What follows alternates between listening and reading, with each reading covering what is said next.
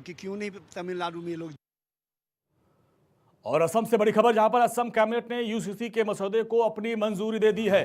26 मई को विधानसभा में पेश किया जाएगा ये विधेयक, और ये काफी महत्वपूर्ण ड्राफ्ट है जो अब तैयार होगा और इसको फिर विधानसभा में पेश किया जाएगा। और हमारे पॉलिटिकल एडिटर अदिति नागर, अदिति, उत्तराखंड में ये कानून बन चुका है और हेमंता बिस्वा शर्मा ने कमिटमेंट भी किया था कि नई सरकार बनने के बाद इसको आगे बढ़ाया जाएगा, और उस पर अब मोहर एक कदम आगे बढ़ चुकी है सरकार। बिल्कुल, देखिए ये दूसरा राज्य होने वाला है जहाँ पे यूसीसी लागू। आपने देखा चुनाव भी एक इसी सेंटिमेंट्स के साथ जीता गया था, उसी पोलराइजेशन के साथ जीता गया था। अब देखिए कि पहली कैबिनेट का ये फैसला अपने आप में एक बड़ा संदेश देता है। यूसीसी को लेकर बड़ा कदम उठाया, राज्य कैबिनेट ने यूसीसी के ड्राफ्ट को मंजूरी दे दी है और इसे 26 मई को विधानसभा पेश किया जाएगा। मामला समझा देते हैं एक बार फिर दर्शकों को।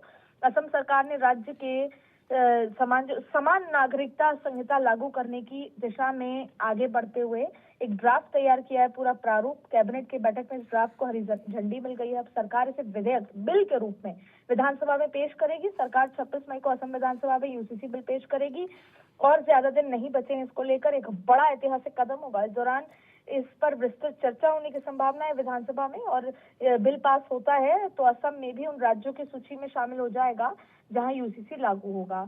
और देखिए, समान नागरिकता संहिता का मकसद सभी नागरिकों के लिए एक समान कानून लाने की बात है। अब देखिए, कई ऐसी जगह है, पहाड़ी इलाका हो, जंगल का इलाका हो, जहाँ पे उनके खुद के अपने एक रूल्स चलते हैं, जिसको लेकर पंजाब और अलग अलग राज्यों में बहुत ज्यादा नाराजगी भी प्रकट की गई थी। लेकिन ये अपने आप में एक बहुत महत्वपूर्ण बात है कि यहाँ पर विवाह, तलाक, संपत्ति, उत्तराधिकारी जैसे मामलों में एक समान नियम लागू किए जाएंगे अगर यूसीसी का बिल विधानसभा में लागू हो जाता है। और देखिए, राजनीतिक सामाजिक असर ये होगा कि यूसीसी को लेकर पहले से ही बहस जारी है और समर्थकों का कहना है कि ये कानून समानता को बढ़ावा देगा, जबकि विरोधियों का ये मानना है कि इससे धार्मिक स्वतंत्रता प्रभावित होगी। अब आगे ये है कि 26 मई को क्या होता है, क्या बिल विधानसभा में पेश होगा, पारित हो जाएगा, पास हो जाएगा, इसके बाद क्या तय होगा, और अगर पारित हो जाता है तो असम में यूसीसी लागू होने की दिशा में किससे आगे बढ़ेगा।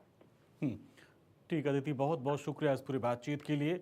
तो उत्तराखंड, गुजरात 2 राज्यों में लागू हो चुका है और इसी मार्च में ही गुजरात में भी इसको लागू किया गया। अब तीसरा राज्य बनने वाला है असम।